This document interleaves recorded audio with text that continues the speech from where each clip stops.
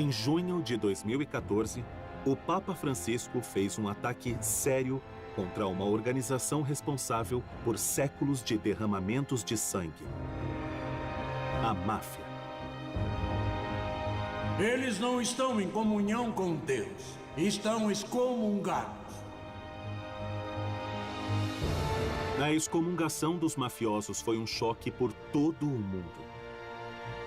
A última vez que um papa atacou a máfia, bombas explodiram por diversas igrejas italianas. Os mafiosos são muito religiosos, mas neste filme vamos mostrar como também são extremamente cínicos pela maneira que usam a religião para justificar o poder. E o motivo pela qual saem impunes nisso é porque por décadas houve um casamento por razões políticas que mantiveram a máfia e a igreja juntas. Qual o resultado deste casamento profano? Os mafiosos tomaram controle de festivais religiosos. Homens que usavam mantos agiam juntos com homens honrados. O Banco do Vaticano lavou o dinheiro da máfia. Padres foram assassinados por ir contra os crimes dos chefes da máfia. Meu nome é John Dick, e eu passei 15 anos estudando o crime organizado italiano. Agora, estou investigando o que liga a máfia com a Igreja Católica e o que é necessário para cortar essa ligação.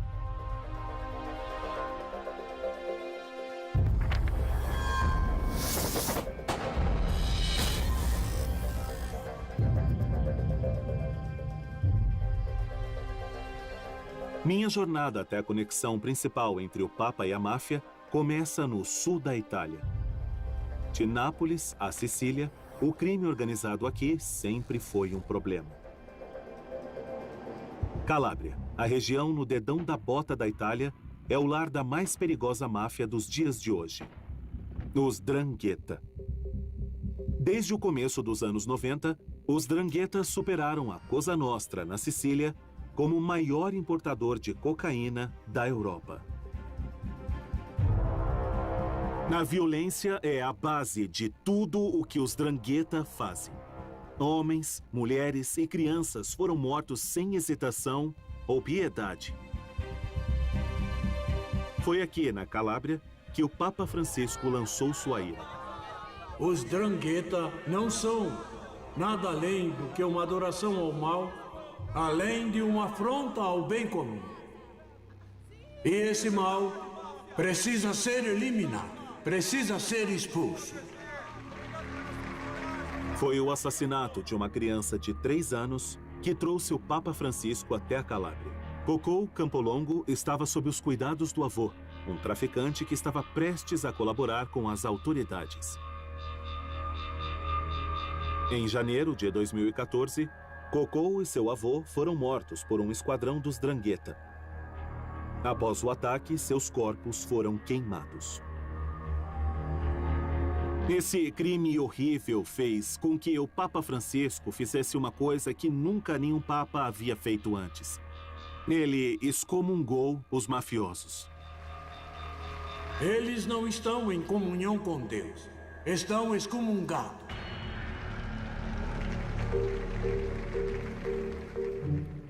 Excomungação é uma ferramenta antiga que o Papa e seus bispos usam para censurar quem cometeu crimes graves contra a fé ou a vida.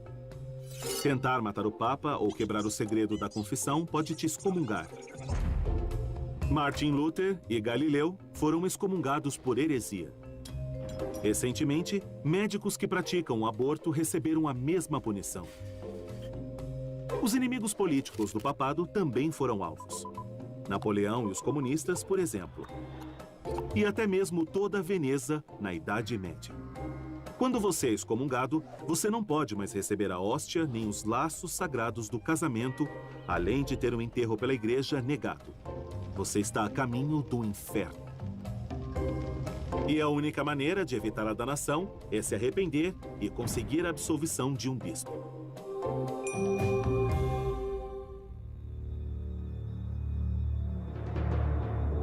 Giacomo Galeazzi é o que chamam na Itália de vaticanista, um observador do Vaticano. Ele estava lá quando o Papa Francisco fez sua homilia. E ficou claro para ele que o Papa não falou apenas dos mafiosos. mas também de padres.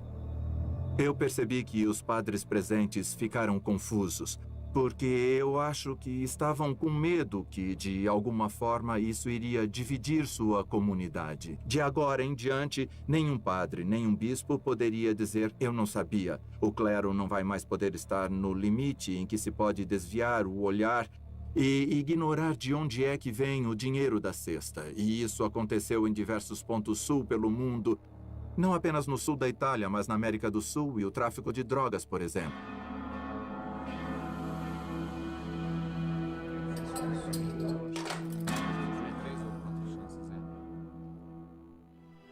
Não existe lugar melhor para descobrir como a máfia reagiu às palavras do Papa Francisco do que nessa prisão de segurança máxima.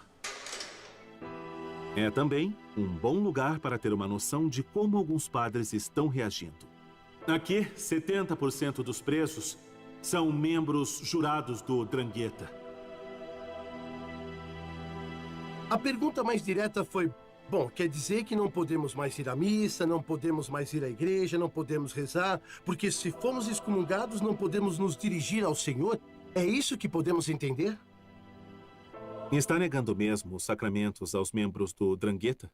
Não posso de forma alguma fazer distinções. Eu não posso banir os sacramentos ou tirar os direitos dos dranghetistas e dos outros prisioneiros. A função do padre e da igreja na prisão é não julgar ninguém individualmente, mas sim ser um guia na vida daqueles que foram julgados de alguma forma por fazerem parte, por serem membros do 'Ndrangheta. Este capelão está em uma posição delicada, pego entre o dever de obedecer o Papa e o medo de encarar as consequências se declarando contra os 'Ndrangheta.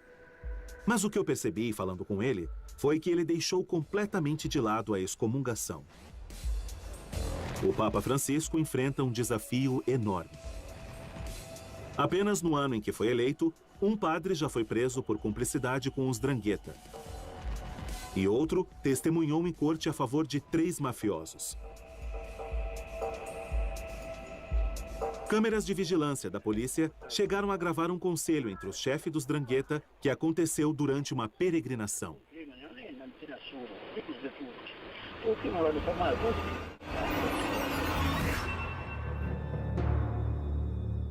Homens representando chefes de todo o mundo foram ao santuário em Pose para cumprimentar o chefe local e beijar seu anel. Esse é um gesto de submissão, uma maneira de reconhecer quem é o chefe. Levou 1 século e meio para que um papa excomungasse a máfia. Depois de muito tempo, durante uma visita do Papa Francisco, bispos de Calábria entregaram um documento denunciando os 'Ndrangheta, o primeiro documento com a palavra 'Ndrangheta, mas isso foi em 2015. E hoje, apesar da excomungação papal, ainda existe cumplicidade entre a igreja e a máfia? Acredito que sim.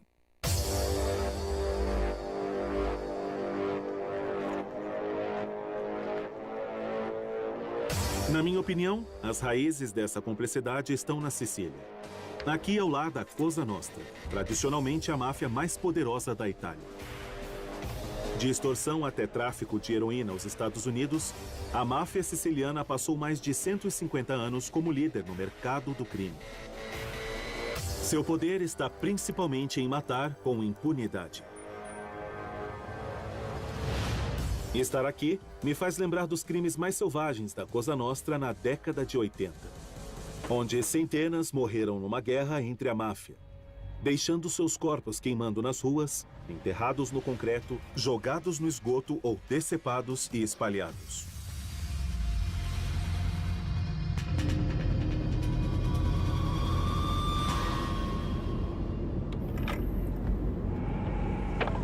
Eu me lembro da fábrica de pregos, que ficava em Bagheria.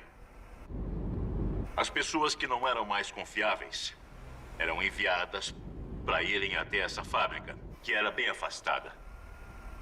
E assim que chegavam, elas nunca mais saíam de lá. Nunca mais voltavam para casa. Essa é Bagheria, um bairro de trabalhadores ao leste de Palermo. E essa é uma antiga fábrica de pregos.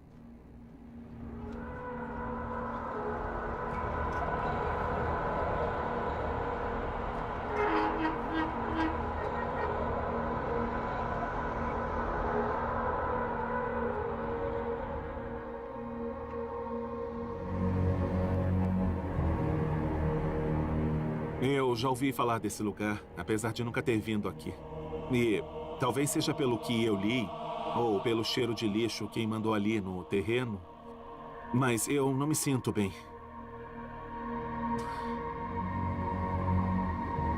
Aqui era onde o Cosa Nostra fazia seus problemas desaparecerem.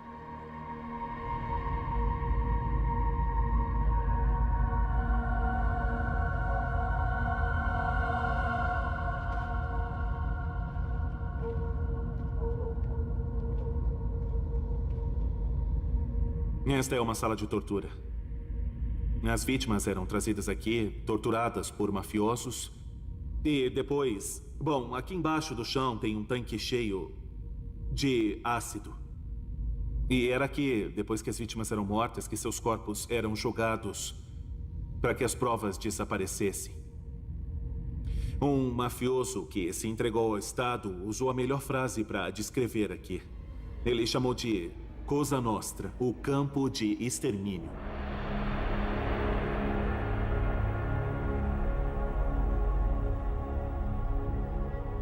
Ninguém sabe quantas pessoas morreram aqui. As paredes não falam. Mas entre o terror, o código de Omerta foi quebrado. E os homens que cometeram atrocidades como essa falaram pela primeira vez sobre o papel principal, apesar de conturbado, que a religião tem em suas vidas. Como homens de honra que somos, todos acreditamos ser católicos. Podemos até traçar a origem da Cosa Nostra ao apóstolo Pedro. Pertenço à Cosa Nostra e sou católico. Pode parecer estranho, mas somos homens de honra e temos Bíblias. Todos nós honramos os santos. Por exemplo, existe uma regra na Cosa Nostra contra matar às sextas-feiras, porque é um dia de luto para nós.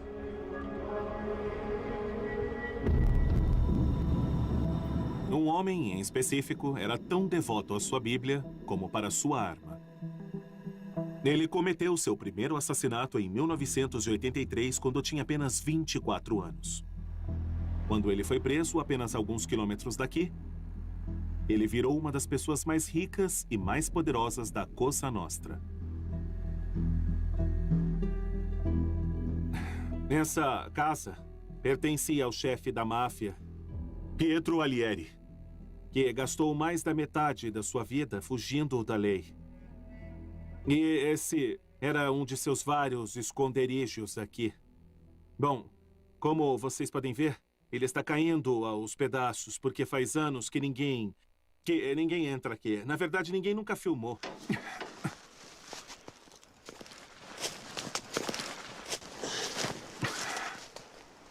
A casa está em péssimo estado. Móveis abandonados. Eu acho que é melhor usar um capacete daqui para frente, porque nunca se sabe o que se tem por aí, não é mesmo?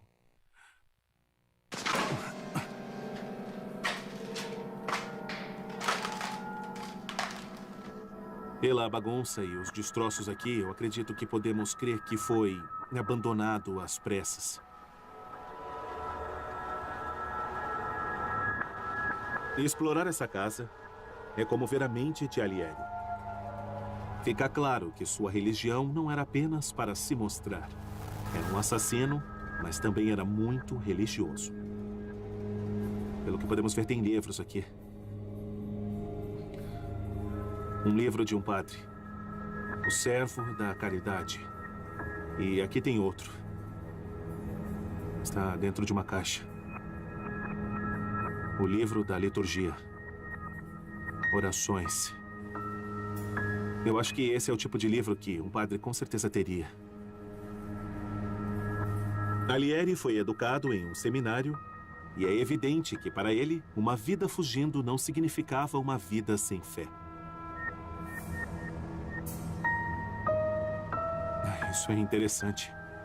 São dois Cristos idênticos e também um rosário. É mesmo estranho pensar que esse cara era um mercenário da morte e vivia assim, cercado por essas imagens que eram religiosas. E, inclusive, quando ele foi preso, a polícia o encontrou em um esconderijo que era uma capela completa com 4 padres que estavam lá para rezar uma missa. Um desses padres foi preso.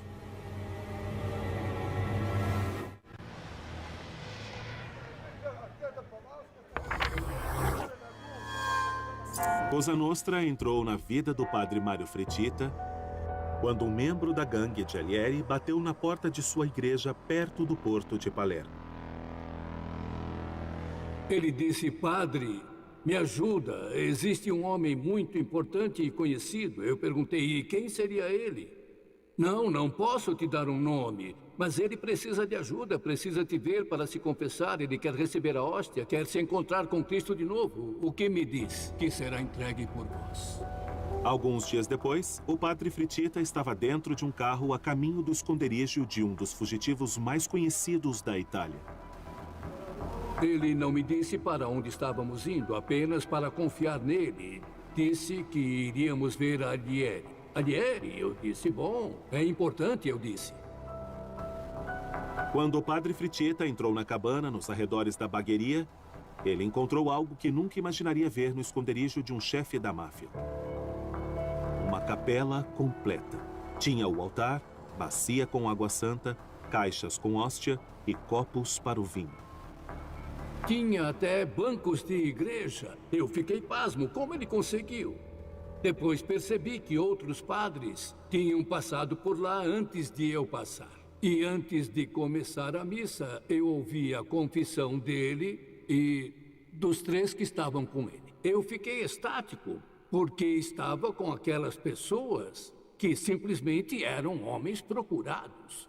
Mas assumi o aspecto espiritual e gostei daquilo, pois, apesar de tudo, foi uma experiência muito intensa, porque eu conseguia ver a experiência que era para ele. Imaginem, eles ficaram ajoelhados durante todo o tempo. Alighieri frequenta a missa da cadeia. Ele foi preso em 1997 e sentenciado à prisão perpétua. O padre Fritita foi acusado de ajudar e abrigar um fugitivo. Ele foi para a cadeia, mas eventualmente foi declarado inocente. Por que eu devia me sentir culpado por ver alguém? Eu tive uma chance e eu a abracei. Eu não tenho negócios com a máfia, até digo que isso não me interessa.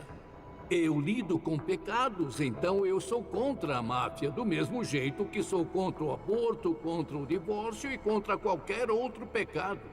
Mas não sou contra o pecador, isso de jeito nenhum. Eu vou até eles e os transformo em amigos, eu os trato como irmãos, eu tenho que ajudá-los. Essa é a questão. É difícil negar que padres como o padre Fritita estão fazendo a coisa certa de acordo com a doutrina católica, cuidando dos pecadores e tentando levá-los ao caminho certo. Mas quando se trata da máfia, essa visão entra em um conflito direto da igreja e sua responsabilidade com a sociedade. Quando Pietro Alighieri foi preso, ele virou um estudante de teologia e decidiu que nunca iria cooperar com as autoridades, permitindo que seus cúmplices pudessem continuar matando e traficando drogas. E o pupilo de Fritita, como era chamado, seguiu seus ensinamentos. O que importa não é se arrepender aos olhos do homem, mas aos olhos de Deus.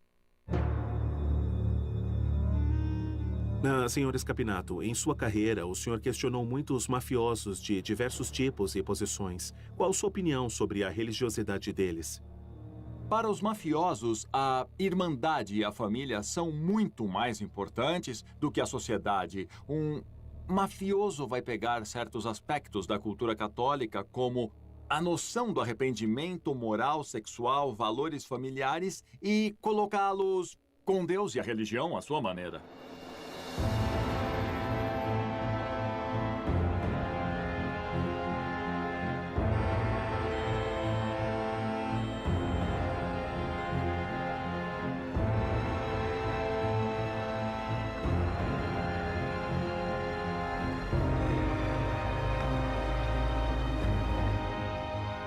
O banho de sangue da máfia nos anos 80 fez o Estado tomar uma atitude. E a peça-chave dessa atitude foram os vários julgamentos em Palermo que começaram em 1986. Os 746 homens em julgamento eram tão perigosos que construíram um tribunal especial. Olha, eu preciso admitir que estar aqui me enche de calafrios, porque este é o famoso tribunal guardado de Palermo. E essas paredes são uma prova de bombas e bem ali tem um corredor que vai direto no pátio da prisão da cidade para que não houvesse chance alguma de fuga para os acusados. Mas não é a arquitetura impressionante que torna esse lugar tão especial, mas sim a história que aconteceu aqui. Os chefes da comissão, com os responsáveis da Cosa Nostra, foram a julgamento nessa fortaleza.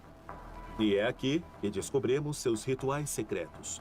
Por exemplo, a introdução à máfia é chamada de batismo. A maioria dos acusados tinha algum tipo perturbado de fé. Homens como Michele Greco, conhecido como Papa, que afirma que era tão devoto quanto qualquer ocupante do trono de St. Peter. Quando os juízes saíram para decidir o veredito, ele proferiu uma estranha bênção.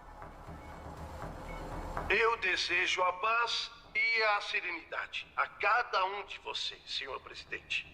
Desejo paz a todos vocês, porque a paz significa serenidade e a serenidade é ter paz em espírito e em consciência.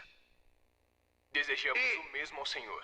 Por favor, me escutem. Eu preciso lhe dizer isso, senhor presidente. A serenidade é fundamental para qualquer um tomar uma decisão. Não são minhas palavras, são as palavras de nosso Senhor.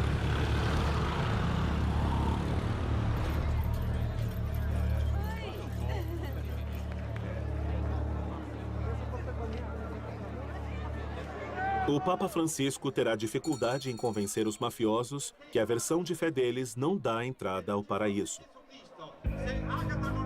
Porque para a máfia, religião é mais do que apenas orações, altares e rituais. Todo mês de fevereiro, milhões de pessoas se juntam na cidade ao leste da Sicília, em Catânia, para o Festival de Santa Ágata. O festival traz fogos de artifício e a tradicional carne de cavalo para comer. Alguns adoradores mostram sua devoção carregando velas enormes.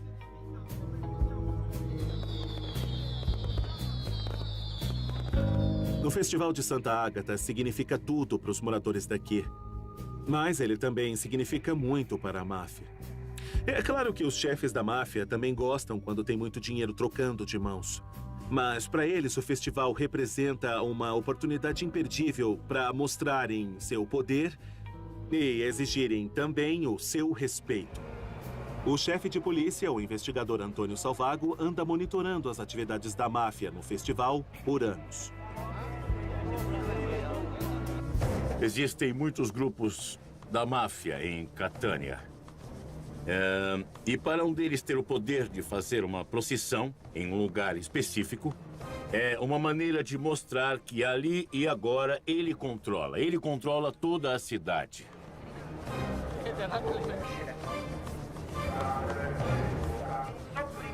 A figura de um líder na máfia Catânia conseguiu levar um dos enormes candelabros da procissão para o subúrbio da cidade, bem longe de seu trajeto normal. E isso foi uma clara demonstração de poder. Isso foi para demonstrar o domínio da gangue Santa Paola Ercolano em uma parte da cidade que era dominada especificamente por uma gangue que era rival.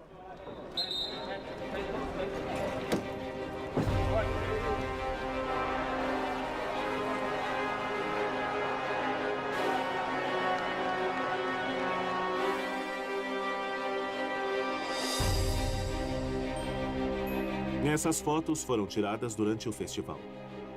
Aqui, a polícia identificou 2 mafiosos carregando objetos sagrados. E nessa daqui, inclusive um dos mafiosos conseguiu subir na carruagem no lugar que geralmente é ocupado pelo padre. Isso mostra que o Festival de Santa Ágata, o terceiro maior evento desse tipo no mundo, se tornou o primeiro a ser visto tendo alguma ligação com a máfia. Durante o período da sua investigação, o senhor teve a oportunidade de conversar com o bispo de Catânia. O que ele contou exatamente ao senhor?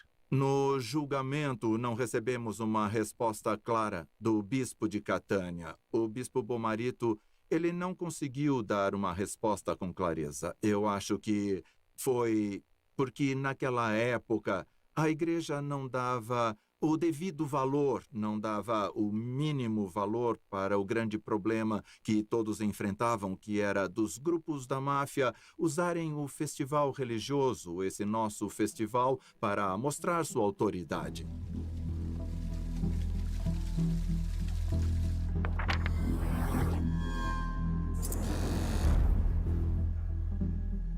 Michele Penici é o bispo de Monreale, a maior e mais rica diocese da Sicília. Ele já foi ameaçado pela máfia e se mostrou fortemente contra a infiltração deles em festivais religiosos. Aqui em Monreale, eu acabei lançando um decreto deixando claro que nenhum membro da máfia poderia pertencer a qualquer tipo de confraria organizadora do festival. E como a igreja, de modo geral, acabou apoiando o senhor nisso? A maioria do clero, assim como todas as confrarias, aceitaram de bom grado, mas eu também acabei encontrando resistência. Essa resistência acabou sendo uma resistência silenciosa, mas clandestina. Geralmente, a resistência vem daqueles que querem viver em paz sem perturbar os cães. Também porque muitos mafiosos costumavam apoiar a igreja local e costumavam apoiar principalmente para os festivais religiosos, pagando fogos de artifício, por exemplo. E geralmente eles fazem isso porque é conveniente para a máfia exercer poder sobre uma cidade. A aliança profana entre a igreja e a máfia nasceu no começo da Segunda Guerra Mundial. Os aliados liberaram a Sicília do fascismo. Mas o caos da guerra, a ingenuidade britânica e americana, permitiu que a máfia conseguisse armas, poder e lucro. Um homem, em particular, viu uma oportunidade que não podia perder. Boa tarde, senhor.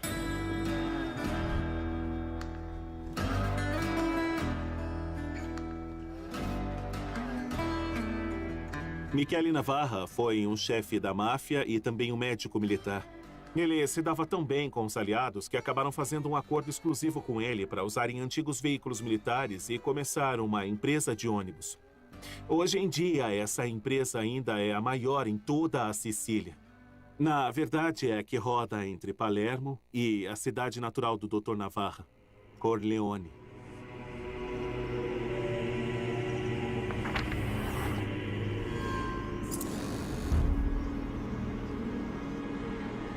Corleone é mundialmente famosa pelo fictício Dom Vito de O Poderoso Chefão. Mas na Itália, é mais conhecida por ser o lar da família mais sanguinária da Cosa Nostra. Quando a Segunda Guerra Mundial acabou, Michele Navarra ficou no comando por aqui. Seu próximo movimento foi terrorismo político, um ataque ao povo da esquerda. Bom, logo depois da guerra, a Sicília foi dividida.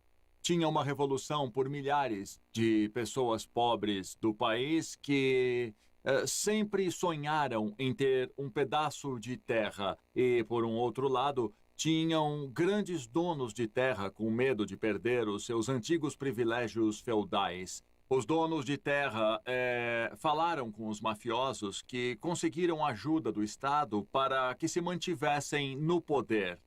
Sendo assim, Michele Navarra até então era o chefe da máfia em Corleone. Era com ele que os donos de terras pediam ajuda para impedir o movimento dos trabalhadores por qualquer meio necessário. A eleição de 1948 ofereceu a Michele Navarra uma chance de conseguir aliados políticos. Foi a primeira votação na Itália desde o começo da Guerra Fria. Os eleitores tinham que escolher entre comunistas e socialistas de um lado e, do outro lado, cristãos democratas que apoiavam a igreja. Bom, Michele Navarra organizou os cristãos democratas e é claro que isso fortaleceu a aliança entre os cristãos democratas, a igreja, a máfia e também os grandes senhores de terras, porque eles queriam impedir a qualquer custo a ameaça vermelha. Em Roma, o Papa Pio XII ajudou excomungando os comunistas.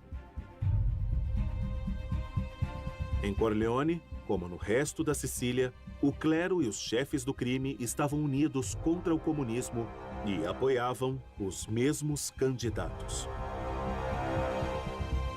Michele Navarra ia frequentemente na igreja de Corleone e ele era um grande apoiador.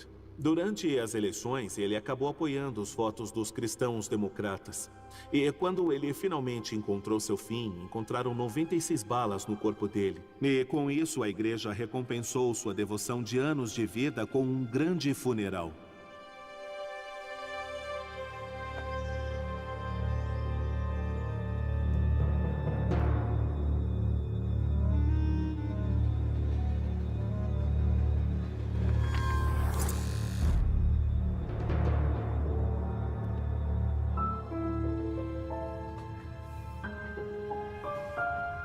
A igreja e a máfia da Sicília foram parceiros por toda a era da Guerra Fria.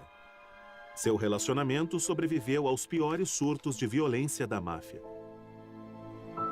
Em 1963, um carro-bomba da máfia matou 7 soldados nas proximidades de Palermo. O Vaticano exigiu que o cardeal de Palermo agisse, mas o cardeal Ruffini recusou. Ele descreveu os mafiosos como trapaceiros comuns e irritado que nenhum deles ia à igreja. Ele também disse, por vários anos que sou ministro e nunca vi um deles ser capaz de ter qualquer relação com o clero e os criminosos. Ele errou.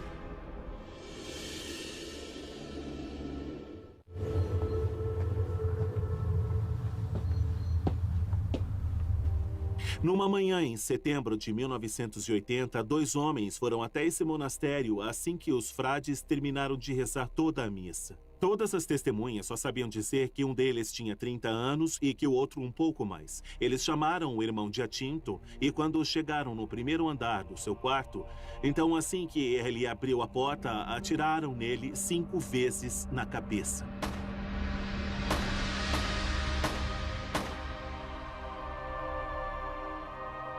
Esse, com certeza, foi o assassinato que abriu uma porta para um padrão sinistro ligando a máfia, a política e também a igreja.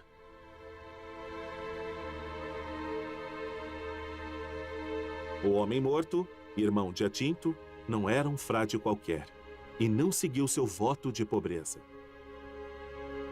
Francesco Nicastro foi o primeiro jornalista na cena do crime. Ele tinha um estilo de vida de uma pessoa rica, não como o de seus outros irmãos frades. Ele tinha roupas que eram costuradas sob medida, tinha perfumes franceses, garrafas de uísque, uma pistola e também 4 milhões de liras em dinheiro, o que era considerado muito dinheiro para aquela época. O irmão Giacinto tinha uma série de contatos com políticos, com gente da sociedade, mas, acima de tudo, ele tinha contato com pessoas da máfia.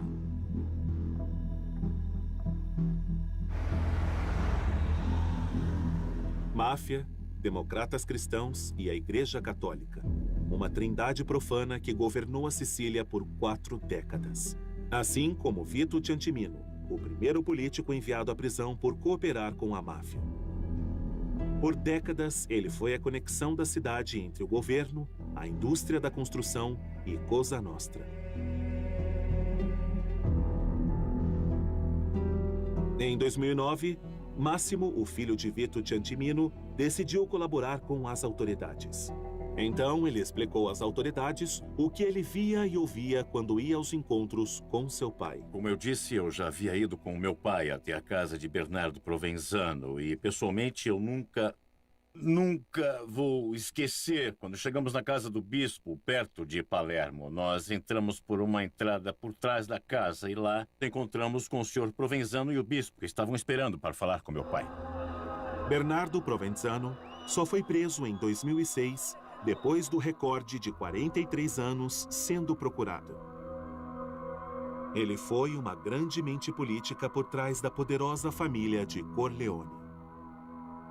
Todos ali eram muito importantes, mas todos sabiam da importância individual de cada um. Dava para ver. Pelos cumprimentos, eles se abraçavam, se beijavam no rosto. Como era a relação do seu pai com a igreja? Para ele, a paróquia operava de modo similar. Com os segmentos do Partido Democrático Cristão local, as paróquias eram financiadas. Meu pai mesmo construiu igrejas nas proximidades. Construiu campos de futebol para a igreja. Manter o controle da igreja era manter o controle de todo o seu território. A influência de Vito Ciantimino alcançou até Roma. De acordo com seu filho, o político favorito da máfia ia até lá todo mês para depositar dinheiro sujo no IOR, o Banco do Vaticano. O Banco do Vaticano simplesmente não tinha regras quanto à transparência. O banco não dava informações. Eu, pessoalmente, vi muito dinheiro circulando nos cofres e contas do Vaticano. E eram transações financeiras para pagar subornos para políticos e homens ligados ao mundo da máfia. Alguns questionaram se Máximo Ciantimino era uma testemunha confiável.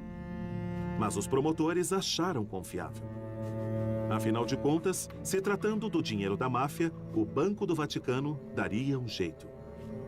Na verdade, foram vários escândalos referentes ao Banco do Vaticano que uma das primeiras iniciativas do Papa Francisco quando chegou na Praça São Peter foi ordenar uma limpeza completa em suas operações.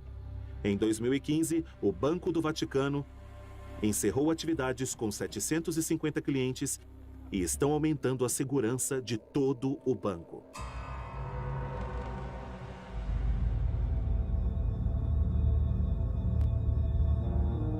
Vito Ciantimino foi preso em 1984 quando uma nova guerra começava na Sicília. Os clãs mais poderosos da máfia decidiram tomar controle da Cosa Nostra. Durante uma década sangrenta, mais de 1000 pessoas morreram. Chefes da máfia, soldados e parentes foram brutalmente assassinados, enquanto os Corleonesi exterminavam seus rivais. E quando alguém tentava ir contra a máfia, também viravam alvos. Fossem eles juízes, policiais, políticos, médicos, jornalistas e políticos honestos seriam mortos.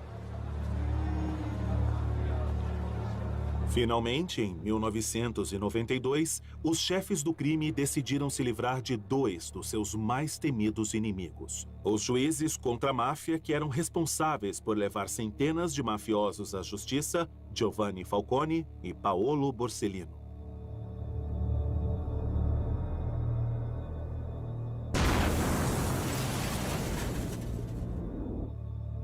As bombas que mataram os 2 homens em um intervalo de 2 meses também mataram a esposa de Falcone e 8 guarda-costas corajosos. A Cosa Nostra nunca havia atacado o Estado com tanta brutalidade explícita. Os sicilianos se cansaram. E com o fim da Guerra Fria, a consciência da igreja começou a agir.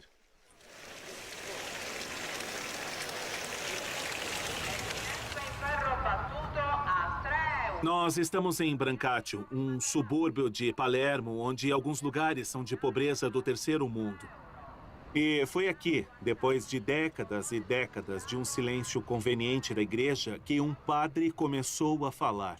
E por causa disso, ele fez a máfia ter medo dele. Seu nome é Padre Pino Puglisi. Vamos esperar que as coisas comecem a mudar. Existem muitas crianças aqui dentro da nossa comunidade e algumas delas estão presentes aqui hoje. Elas estão aprendendo que a vida não é feita só de pobreza e de violência. Existem valores positivos como paz, fraternidade e cooperação. Gregório Porcaro trabalhou nessas ruas com o Padre Puglisi. Um dia nós vimos o Padre Puglisi aparecer com a cara toda inchada, porque ele tinha apanhado, sabe? Socaram ele, bateram muito nele. Algumas de nossas crianças foram ameaçadas com facas. Precisam parar de falar com esses padres. E isso é uma ordem. Vocês precisam vir com a gente. Os sinais sempre existiram. Quando vimos a total falta de interesse, quase que indiferente da hierarquia da igreja, eu reclamei até com o padre e Expliquei para ele que hoje estamos por nossa conta nisso. Estamos órfãos na situação, talvez indo até longe demais. Cedo ou tarde, a máfia vai reagir e... Bom, ele respondeu, do que é que você tem medo? O que é que eles podem fazer? Nos matar? E se nos matarem? Pensem, por favor, o que é que eles vão conquistar? Absolutamente nada, porque sem o povo e sem a igreja, eles não são nada. A igreja siciliana estava numa encruzilhada. O comunismo acabou e, com ele, os motivos políticos para ignorarem a Cosa Nostra. Mas faltou uma visão clara da igreja do que Padre Polisi dizia, para enxergar a máfia como um mal. E falharam em apoiá-lo.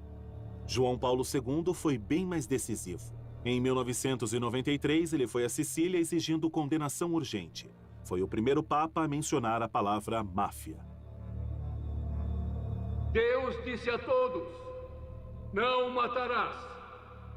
Nenhum homem, seja quem for, independente de qual grupo humano for, não há máfia que possa alterar e ignorar esta lei, a mais sagrada lei de Deus.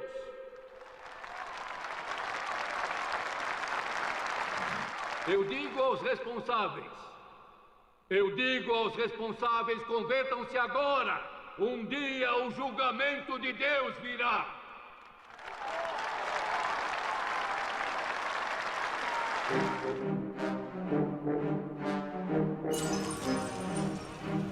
Em menos de 2 meses depois do discurso de João Paulo II, a Cosa Nostra decidiu ensinar uma lição à igreja que um dia foi sua aliada, ou pelo menos uma cúmplice.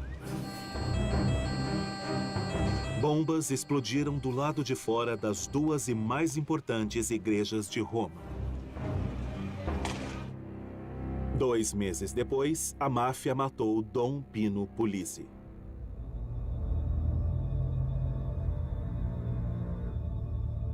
Eu acredito que todos nós de Palermo renascemos a partir do sangue desse homem. No outro dia, toda a cidade veio aqui e isso mostrou que estávamos cansados de sermos covardes. Cansados do abuso de poder, da arrogância, cansados da violência.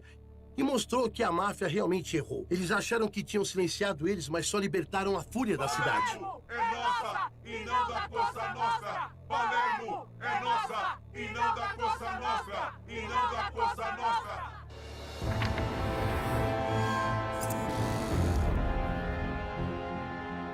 Dom Pino Pulici foi beatificado logo depois que Papa Francisco virou Papa. Os assassinos do Padre Pulici estão presos agora. Mas, mesmo assim, mafiosos continuam ocupando a igreja com sua influência venenosa que chega até aqui, na Praça St. Peters. O cajado do Papa Benedito consagrou um chefe Drangheta e o mesmo chefe teve sua filha batizada nessa mesma basílica atrás de mim. São histórias como essa que acabam mostrando para nós e também para o Papa Francisco como a igreja está vulnerável e longe de se livrar do crime organizado.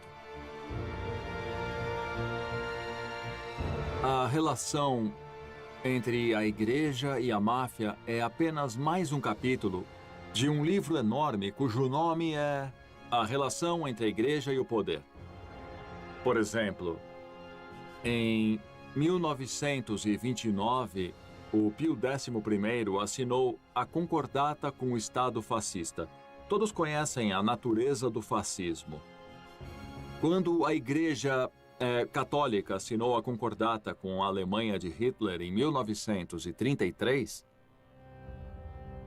a personalidade antissemita da política do Führer era extremamente clara. Então, quando João Paulo II foi ao Chile, ele apareceu na sacada do palácio do então general Pinochet. E todo mundo sabia o que Pinochet havia feito. Então, a relação entre a igreja e a máfia é relevante para os católicos bem longe do sul da Itália. Mudanças no relacionamento da igreja com o poder nessa área, em particular da Itália, significa mostrar um grande exemplo para as relações entre a igreja e o poder em outras partes do mundo.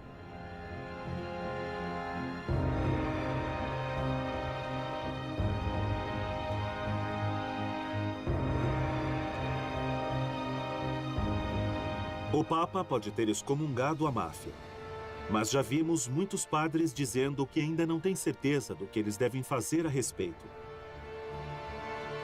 O fato agravante é que a igreja pode fazer uma grande diferença quando se trata em combater a máfia. Por exemplo, em 1993, quando João Paulo II condenou a Cosa Nostra, diversos mafiosos decidiram renunciar suas vidas no crime e confessar tudo às autoridades. E, graças a esses testemunhos, promotores conseguiram atingir o coração do sistema da máfia. São 2 cristos idênticos e também um rosário. É mesmo estranho pensar que esse cara era um mercenário da morte e vivia assim, cercado por essas imagens que eram religiosas. E, inclusive, quando ele foi preso, a polícia o encontrou em um esconderijo que era uma capela completa, com 4 padres que estavam lá para rezar uma missa. Um desses padres foi preso.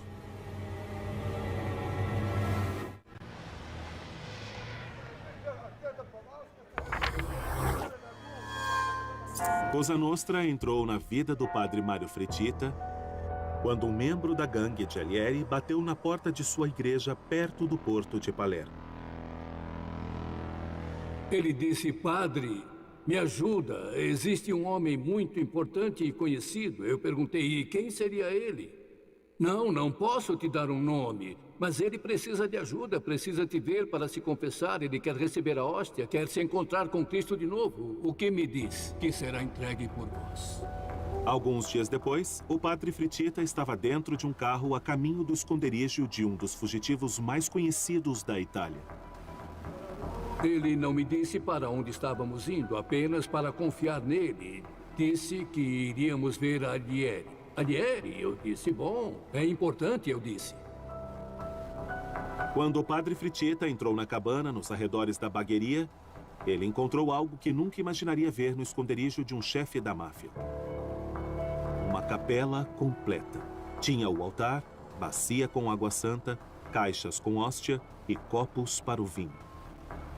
Tinha até bancos de igreja. Eu fiquei pasmo. Como ele conseguiu? Depois percebi que outros padres tinham passado por lá antes de eu passar. E antes de começar a missa, eu ouvi a confissão dele e dos 3 que estavam com ele. Eu fiquei estático, porque estava com aquelas pessoas que simplesmente eram homens procurados. Mas assumi o aspecto espiritual e gostei daquilo, pois, apesar de tudo, foi uma experiência muito intensa, porque eu conseguia ver a experiência que era para ele. Imaginem, eles ficaram ajoelhados durante todo o tempo. Alighieri frequenta a missa da cadeia. Ele foi preso em 1997 e sentenciado à prisão perpétua. O padre Fritita foi acusado de ajudar e abrigar um fugitivo.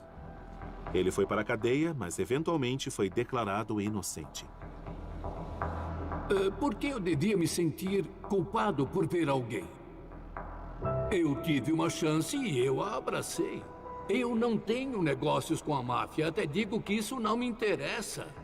Eu lido com pecados, então eu sou contra a máfia, do mesmo jeito que sou contra o aborto, contra o divórcio e contra qualquer outro pecado. Mas não sou contra o pecador, isso de jeito nenhum. Eu vou até eles e os transformo em amigos, eu os trato como irmãos, eu tenho que ajudá-los. Essa é a questão. É difícil negar que padres como o padre Fritita estão fazendo a coisa certa de acordo com a doutrina católica, cuidando dos pecadores e tentando levá-los ao caminho certo. Mas quando se trata da máfia, essa visão entra em um conflito direto da igreja e sua responsabilidade com a sociedade. Quando Pietro Alighieri foi preso, ele virou um estudante de teologia e decidiu que nunca iria cooperar com as autoridades, permitindo que seus cúmplices pudessem continuar matando e traficando drogas. E o pupilo de Fritita, como era chamado, seguiu seus ensinamentos. O que importa não é se arrepender aos olhos do homem, mas aos olhos de Deus. Senhor Escapinato, em sua carreira, o senhor questionou muitos mafiosos de diversos tipos e posições. Qual sua opinião sobre a religiosidade deles? Para os mafiosos, a irmandade e a família são muito mais importantes do que a sociedade. Um mafioso vai pegar certos aspectos da cultura católica, como a noção do arrependimento moral, sexual, valores familiares, e colocá-los com Deus e a religião à sua maneira.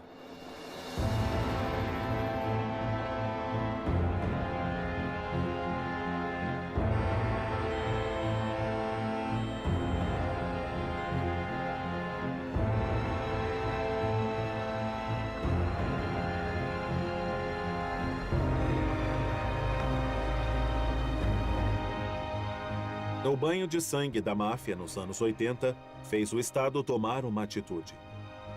E a peça-chave dessa atitude foram os vários julgamentos em Palermo, que começaram em 1986. Os 746 homens em julgamento eram tão perigosos que construíram um tribunal especial. Olha, eu preciso admitir que estar aqui me enche de calafrios, porque este é o famoso tribunal guardado de Palermo.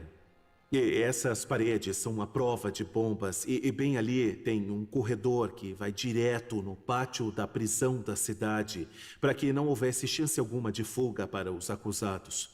Mas não é a arquitetura impressionante que torna esse lugar tão especial, mas sim a história que aconteceu aqui.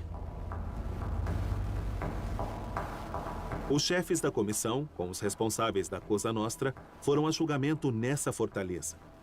E é aqui que descobrimos seus rituais secretos. Por exemplo, a introdução à máfia é chamada de batismo. A maioria dos acusados tinha algum tipo perturbado de fé. Homens como Michele Greco, conhecido como Papa, que afirma que era tão devoto quanto qualquer ocupante do trono de St. Peter.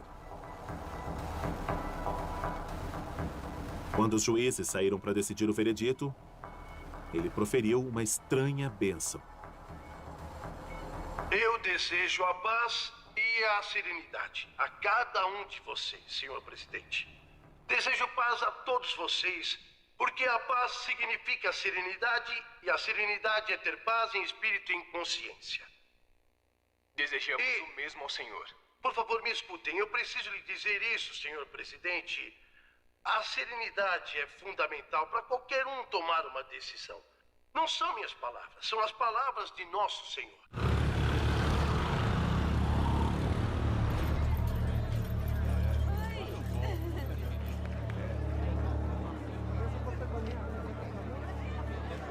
O Papa Francisco terá dificuldade em convencer os mafiosos que a versão de fé... Os eleitores tinham que escolher entre comunistas e socialistas de um lado e, do outro lado, cristãos democratas que apoiavam a igreja.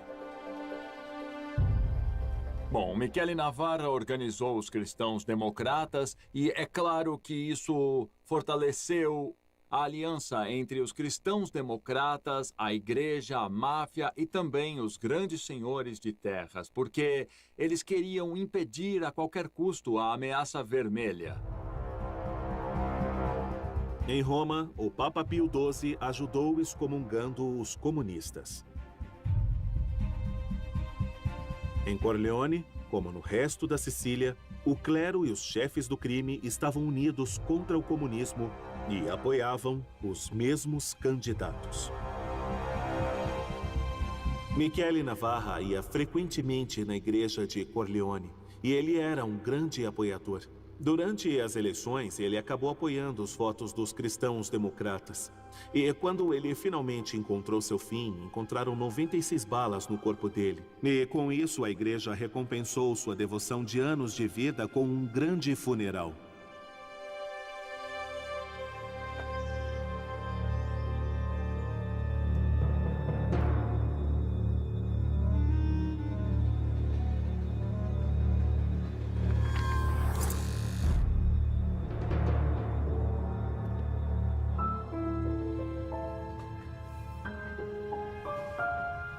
A igreja e a máfia da Sicília foram parceiros por toda a era da Guerra Fria. Seu relacionamento sobreviveu aos piores surtos de violência da máfia. Em 1963, um carro-bomba da máfia matou 7 soldados nas proximidades de Palermo. O Vaticano exigiu que o cardeal de Palermo agisse, mas o cardeal Ruffini recusou. Ele descreveu os mafiosos como trapaceiros comuns e irritado que nenhum deles ia à igreja. Ele também disse: por vários anos que sou ministro e nunca vi um deles ser capaz de ter qualquer relação com o clero e os criminosos. Ele errou.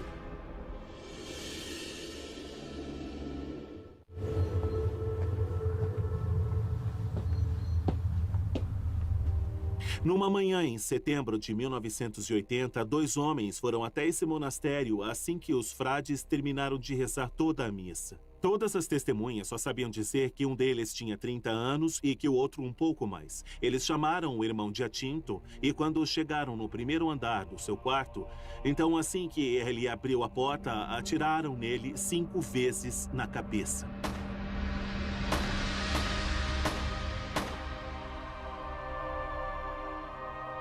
Esse, com certeza, foi o assassinato que abriu uma porta para um padrão sinistro ligando a máfia, na política e também à igreja.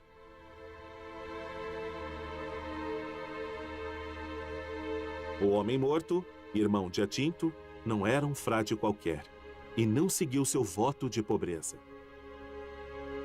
Francesco Nicastro foi o primeiro jornalista na cena do crime.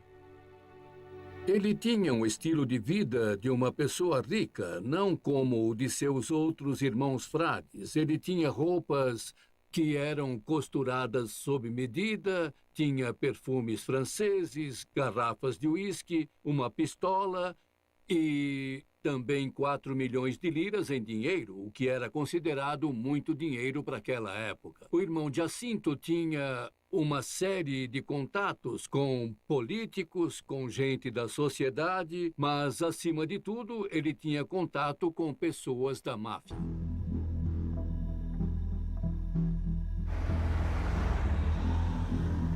Máfia, democratas cristãos e a Igreja Católica. Uma trindade profana que governou a Sicília por 4 décadas.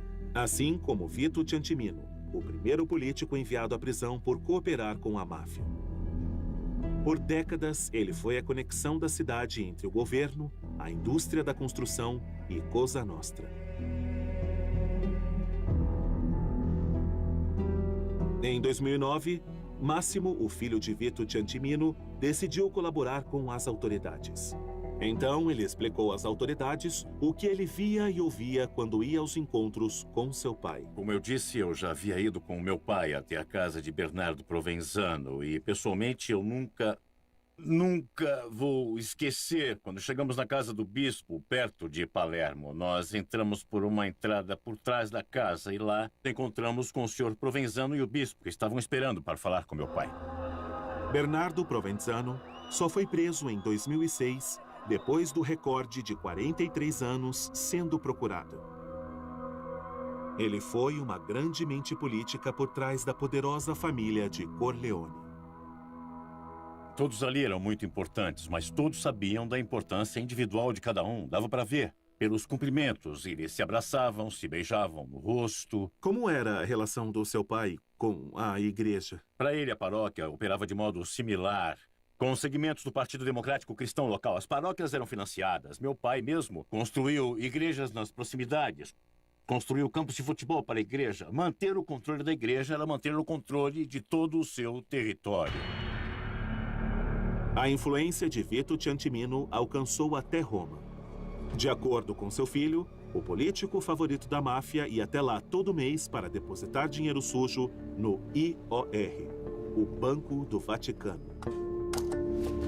O Banco do Vaticano simplesmente não tinha regras quanto à transparência. O banco não dava informações. Eu, pessoalmente, vi muito dinheiro circulando nos cofres e contas do Vaticano e eram transações financeiras para pagar subornos para políticos e homens ligados ao mundo da máfia.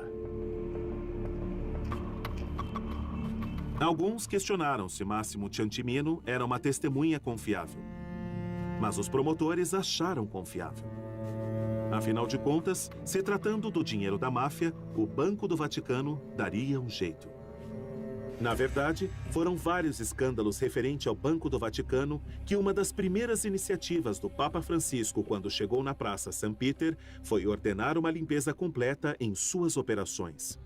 Em 2015, o Banco do Vaticano encerrou atividades com 750 clientes e estão aumentando a segurança de todo o banco.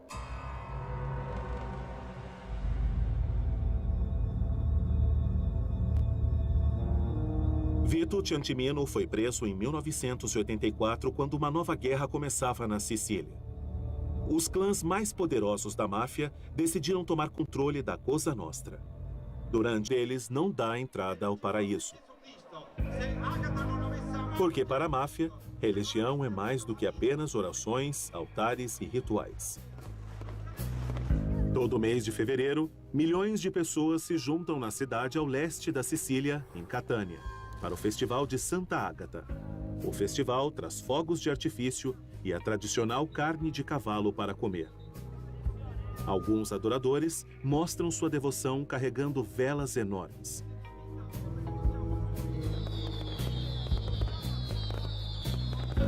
O Festival de Santa Ágata significa tudo para os moradores daqui. Mas ele também significa muito para a máfia. É claro que os chefes da máfia também gostam quando tem muito dinheiro trocando de mãos. Mas para eles o festival representa uma oportunidade imperdível para mostrarem seu poder e exigirem também o seu respeito. O chefe de polícia, o investigador Antônio Salvago, anda monitorando as atividades da máfia no festival por anos. Existem muitos grupos da máfia em Catânia.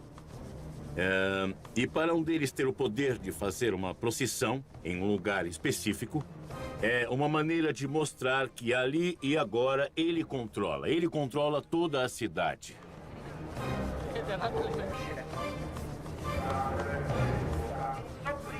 A figura de um líder na máfia Catânia conseguiu levar um dos enormes candelabros da procissão para o subúrbio da cidade, bem longe de seu trajeto normal. E isso foi uma clara demonstração de poder. Isso foi para demonstrar o domínio da gangue Santa Paola Ercolano em uma parte da cidade que era dominada especificamente por uma gangue que era rival.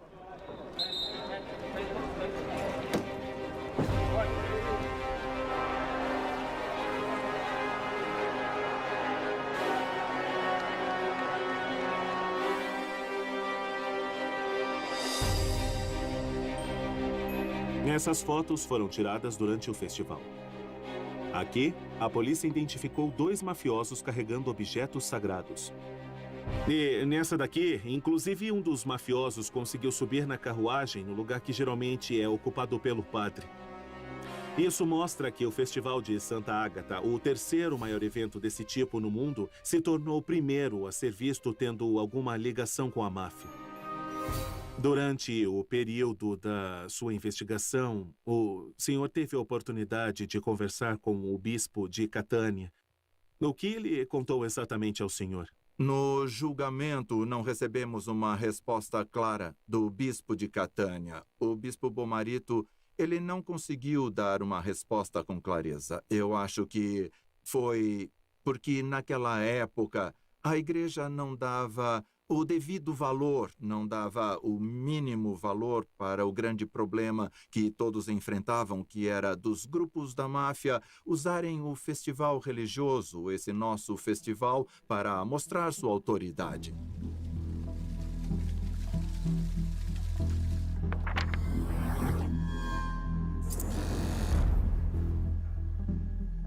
Michele Penici é o bispo de Monreale, a maior e mais rica diocese da Sicília.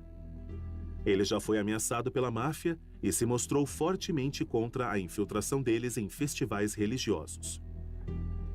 Aqui em Monreale, eu acabei lançando um decreto deixando claro que nenhum membro da máfia poderia pertencer a qualquer tipo de confraria organizadora do festival. E como a igreja, de modo geral, acabou apoiando o senhor nisso? A maioria do clero, assim como todas as confrarias, aceitaram de bom grado, mas eu também acabei encontrando resistência. Essa resistência acabou sendo uma resistência silenciosa, mas clandestina. Geralmente, a resistência vem daqueles que querem viver em paz sem perturbar os cães. Também porque muitos mafiosos costumavam apoiar a igreja local e costumavam apoiar principalmente para os festivais religiosos, pagando fogos de artifício, por exemplo. E geralmente eles fazem isso porque é conveniente para a máfia exercer poder sobre uma cidade.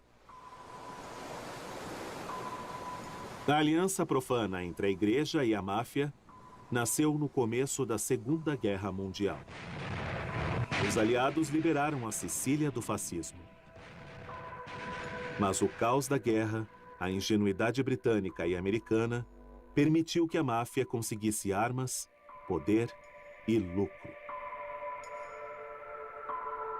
Um homem, em particular, viu uma oportunidade que não podia perder. Boa tarde, senhor.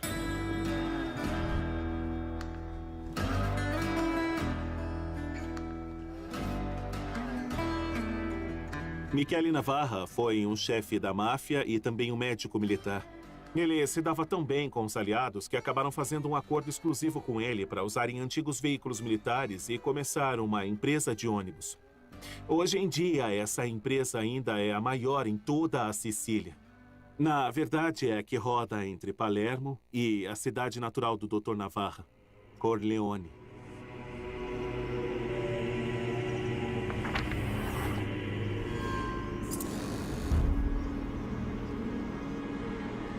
Corleone é mundialmente famosa pelo fictício Dom Vito de O Poderoso Chefão.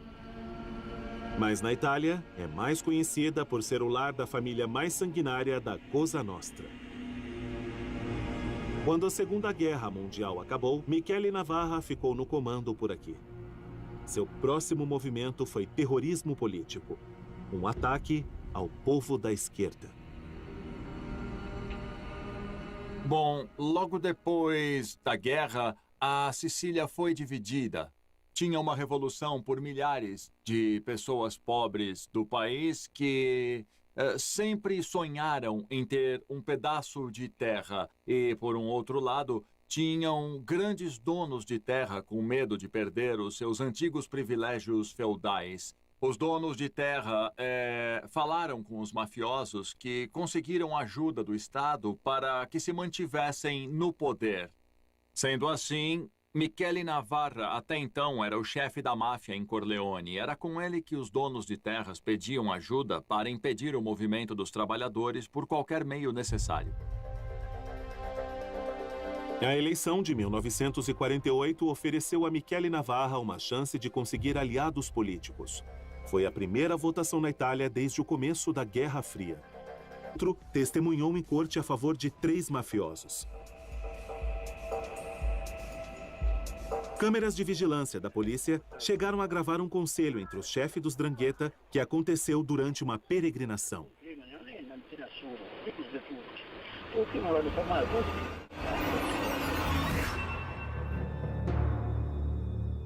Homens representando chefes de todo o mundo foram ao santuário em Pose para cumprimentar o chefe local e beijar seu anel. Esse é um gesto de submissão, uma maneira de reconhecer quem é o chefe.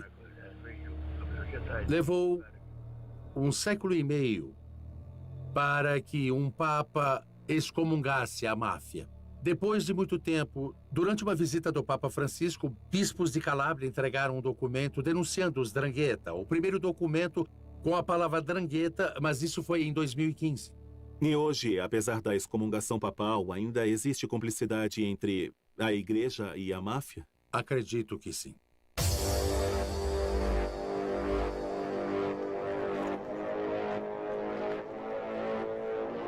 Na minha opinião, as raízes dessa cumplicidade estão na Sicília. Aqui é o lar da Cosa Nostra, tradicionalmente a máfia mais poderosa da Itália. De extorsão até tráfico de heroína aos Estados Unidos, a máfia siciliana passou mais de 150 anos como líder no mercado do crime. Seu poder está principalmente em matar com impunidade. Estar aqui me faz lembrar dos crimes mais selvagens da Cosa Nostra na década de 80, onde centenas morreram numa guerra entre a máfia, deixando seus corpos queimando nas ruas, enterrados no concreto, jogados no esgoto ou decepados e espalhados.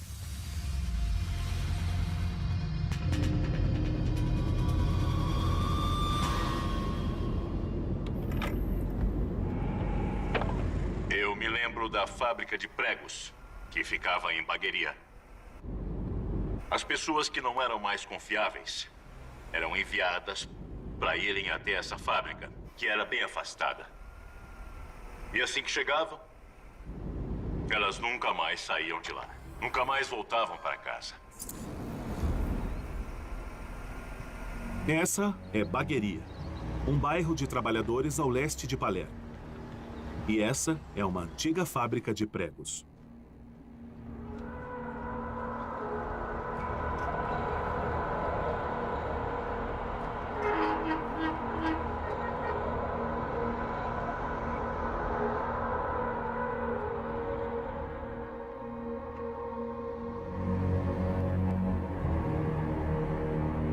Eu já ouvi falar desse lugar, apesar de nunca ter vindo aqui. E talvez seja pelo que eu li, ou pelo cheiro de lixo queimando ali no terreno, mas eu não me sinto bem. Aqui era onde o Cosa Nostra fazia seus problemas desaparecerem.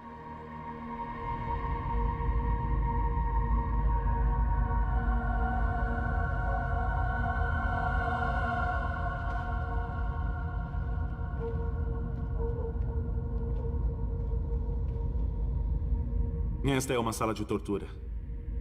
As vítimas eram trazidas aqui, torturadas por mafiosos.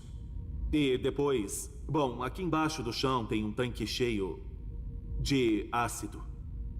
E era aqui, depois que as vítimas eram mortas, que seus corpos eram jogados para que as provas desaparecessem. Um mafioso que se entregou ao Estado usou a melhor frase para descrever aqui.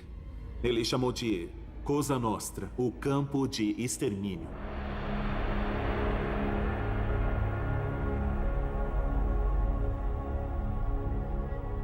Ninguém sabe quantas pessoas morreram aqui. As paredes não falam. Mas entre o terror, o código de omerta foi quebrado.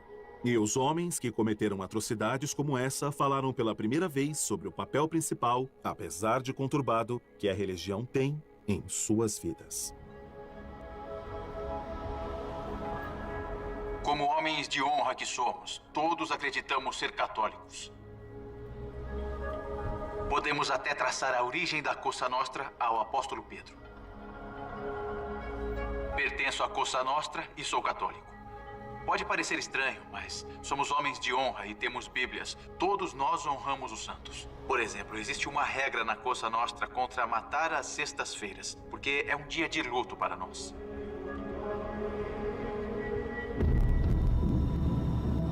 Um homem, em específico, era tão devoto à sua Bíblia como para sua arma. Ele cometeu seu primeiro assassinato em 1983, quando tinha apenas 24 anos. Quando ele foi preso, apenas alguns quilômetros daqui, ele virou uma das pessoas mais ricas e mais poderosas da Cosa Nostra. Essa casa pertencia ao chefe da máfia, Pietro Alieri, que gastou mais da metade da sua vida fugindo da lei. E esse era um de seus vários esconderijos aqui. Bom, como vocês podem ver, ele está caindo aos pedaços, porque faz anos que ninguém entra aqui. Na verdade, ninguém nunca filmou.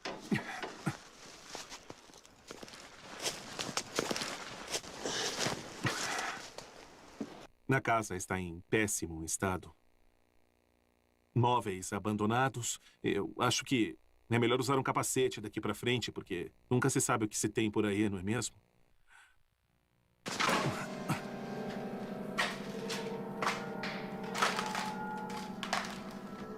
Pela bagunça e os destroços aqui, eu acredito que podemos crer que foi abandonado às pressas.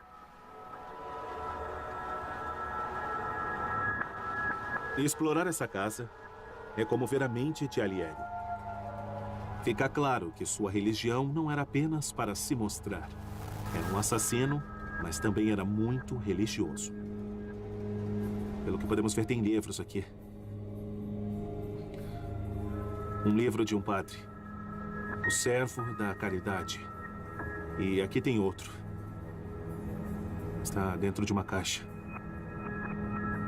O livro da liturgia. Orações. Eu acho que esse é o tipo de livro que um padre com certeza teria. Alieri foi educado em um seminário e é evidente que, para ele, uma vida fugindo não significava uma vida sem fé.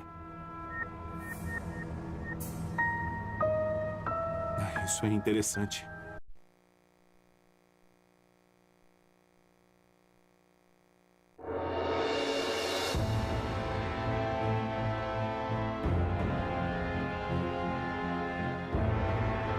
Em junho de 2014, o Papa Francisco fez um ataque sério contra uma organização responsável por séculos de derramamentos de sangue.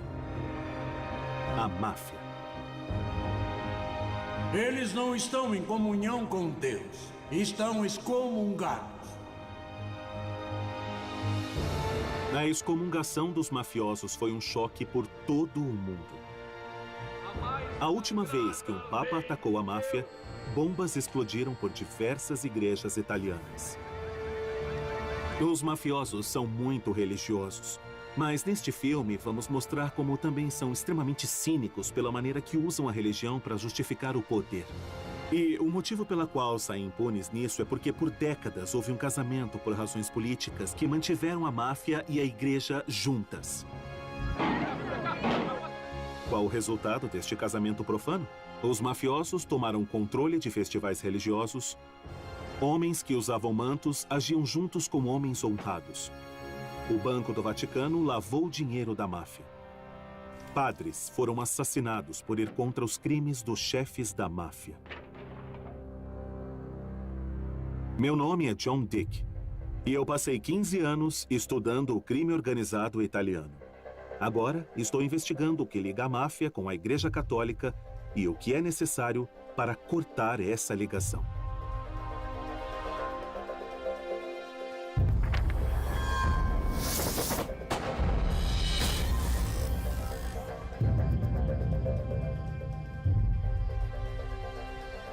Minha jornada até a conexão principal entre o Papa e a máfia começa no sul da Itália. De Nápoles a Sicília, o crime organizado aqui sempre foi um problema. Calábria, a região no dedão da bota da Itália, é o lar da mais perigosa máfia dos dias de hoje. Os 'Ndrangheta. Desde o começo dos anos 90, os 'Ndrangheta superaram a Cosa Nostra, na Sicília, como o maior importador de cocaína da Europa. A violência é a base de tudo o que os 'Ndrangheta fazem. Homens, mulheres e crianças foram mortos sem hesitação ou piedade. Foi aqui, na Calábria, que o Papa Francisco lançou sua ira. Os 'Ndrangheta não são nada além do que uma adoração ao mal, além de uma afronta ao bem comum. E esse mal precisa ser eliminado, precisa ser expulso. Foi o assassinato de uma criança de 3 anos que trouxe o Papa Francisco até a Calábria. Cocou Campolongo estava sob os cuidados do avô, um traficante que estava prestes a colaborar com as autoridades. Em janeiro de 2014, Cocou e seu avô foram mortos por um esquadrão dos 'Ndrangheta. Após o ataque, seus corpos foram queimados. Esse crime horrível fez com que o Papa Francisco fizesse uma coisa que nunca nenhum Papa havia feito antes. Ele excomungou os mafiosos. Eles não estão em comunhão com Deus. Estão excomungados.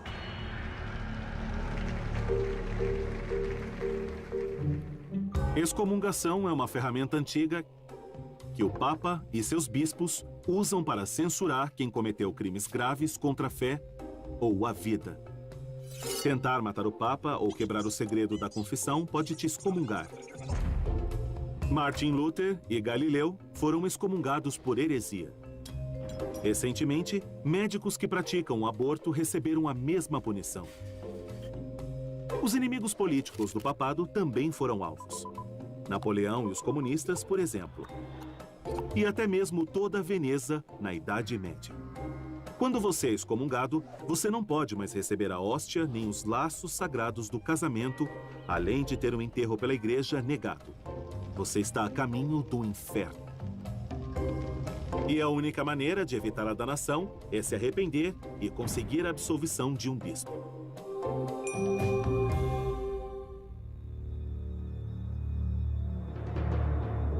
Giacomo Galeazzi é o que chamam na Itália de vaticanista, um observador do Vaticano. Ele estava lá quando o Papa Francisco fez sua homilia. E ficou claro para ele que o Papa não falou apenas dos mafiosos, mas também de padres. Eu percebi que os padres presentes ficaram confusos, porque eu acho que estavam com medo que, de alguma forma, isso iria dividir sua comunidade. De agora em diante, nenhum padre, nenhum bispo poderia dizer "eu não sabia". O clero não vai mais poder estar no limite em que se pode desviar o olhar e ignorar de onde é que vem o dinheiro da cesta. E isso aconteceu em diversos pontos sul pelo mundo, não apenas no sul da Itália, mas na América do Sul e o tráfico de drogas, por exemplo.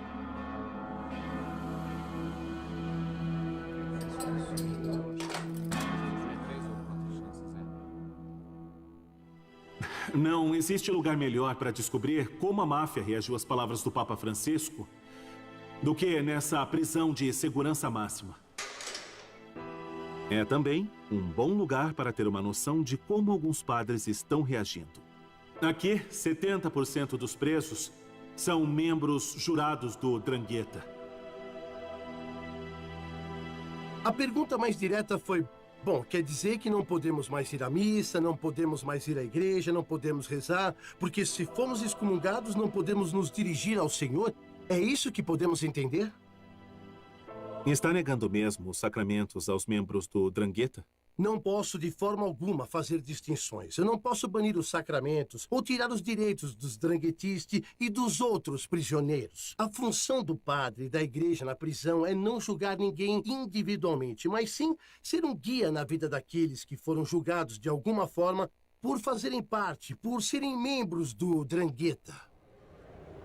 Este capelão está em uma posição delicada, pego entre o dever de obedecer o Papa e o medo de encarar as consequências se declarando contra os 'Ndrangheta. Mas o que eu percebi falando com ele foi que ele deixou completamente de lado a excomungação. O Papa Francisco enfrenta um desafio enorme. Apenas no ano em que foi eleito, um padre já foi preso por cumplicidade com os 'Ndrangheta. E outro